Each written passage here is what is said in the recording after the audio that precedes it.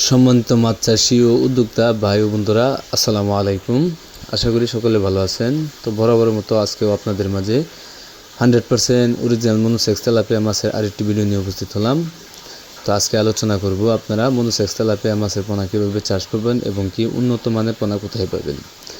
তো আশা করব ভিডিওটি না টেনে সম্পূর্ণ ভিডিওটি দেখবেন। আপনারা স্ক্রিনে দেখতেই পাচ্ছেন, এগুলো হচ্ছে 100% অরিজিনাল মনোসেক্স তেলাপিয়া মাছের পোনা।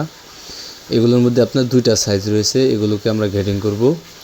আপনারা স্ক্রিনে যে মাছগুলো দেখতেছেন, এইগুলোর মধ্যে একটা আছে 2000 কেজি আর একটা আছে আপনার 3000 কেজি। এগুলো গ্রেডিং করার পর আমরা সাপ্লাই করব। তো আপনারা এখন প্যাকেটের মধ্যে যে মাছগুলো দেখতেছেন, এগুলো হচ্ছে 1000 পিসে 1 কেজি। আপনারা যারা 1000 পিস বা কেজিতে 2000, 3000, 4000 যাদের দরকার, আপনারা চাইলে যে কোনো সাইজের পোনা আমাদের কাছ থেকে সংগ্রহ করতে পারবেন। আর এই মনোসেক্স তেলাপিয়া চাষের ক্ষেত্রে আপনার তেমন সময়ও লাগে না, আপনার সর্বোচ্চ 4 থেকে 5 মাসের ভিতরেই বাজারজাত করা যায়। এই মনোসেক্স তেলাপিয়া মাছের পাশাপাশি আপনি যে কোনো মাছের পোনাও চাষ করতে পারবেন। এই মাছগুলো মিশ্র বা এককভাবেও চাষ করা যায়। এগুলো প্রতি শতাংশে এককের ক্ষেত্রে 400 থেকে 500 পিস, আর যদি মিশ্রভাবে চাষ করতে চান 200 থেকে 250 পিস আপনি অনায়াসে চাষ করতে পারবেন। আর এই মনোসেক্স তেলাপিয়া মাছের পোনাগুলো আমরা আমাদের হ্যাচারির ইনব্রিডিং মুক্ত বড় বড় বুট থেকে উৎপাদন করার পর সম্পূর্ণ 28 দিন হরমোন কমপ্লিট করার পরই সারা বাংলাদেশে হোম ডেলিভারি দিয়ে থাকি। অথবা আপনারা যারা নিজে এসে নিতে চান, তারা চাইলে সরাসরি আমাদের হ্যাচারিতে এসেও দেখে শুনে বুঝে তারপর এই তেলাপিয়া মাছের পোনাগুলো সংগ্রহ করতে পারবেন। মনোসেক্স তেলাপিয়া মাছের পোনা বর্তমান সময়ে আপনার চাষের হার দিন দিন ব্যাপক হারে বাড়ছে। তবে আপনি কেন বসে থাকবেন, আজই শুরু করুন এই মনোসেক্স তেলাপিয়া মাছের পোনা। এই মনোসেক্স তেলাপিয়া মাছের পোনাগুলো আপনি যে কোনো ট্যাঙ্কে বা ঘের, ছোটো পুকুরে যথেষ্ট।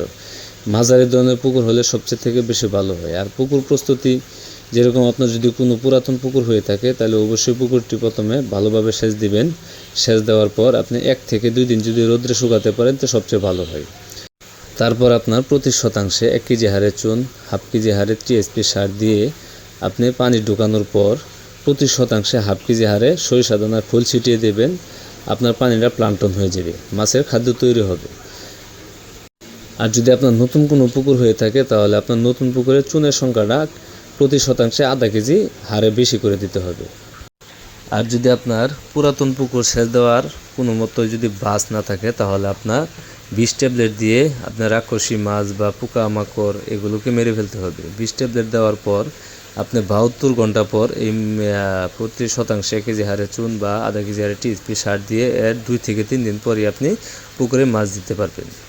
তো মাছ চাষি ভাইয়েরা, এই তেলাপিয়া মাছের খাবার হচ্ছে বাসমান ফিড খাবার।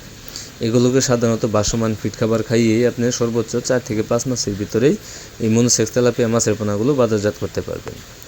তো আজকের ভিডিওটি এই পর্যন্তই। ভিডিওটি ভালো লাগলে অবশ্যই শেয়ার করে দিবেন, কমেন্টে জানিয়ে দিবেন আপনার মতামত, এবং কি আপনারা যারা আমার চ্যানেলটি সাবস্ক্রাইব করেননি, আশা করব চ্যানেলটি সাবস্ক্রাইব করে এরকম আরও নতুন নতুন ভিডিও পেতে সাথে থাকা বেল বাটনটি অন করে দিবেন, যাতে করে পরবর্তীতে আমরা যে কোনো ধরনের ভিডিও দেওয়ার সাথে সাথে আপনি খুব সহজভাবে পেয়ে যান। তো আজকের মতো এখানে বিদায় নিচ্ছি। সবাই ভালো থাকবেন, সুস্থ থাকবেন। আল্লাহ হাফেজ।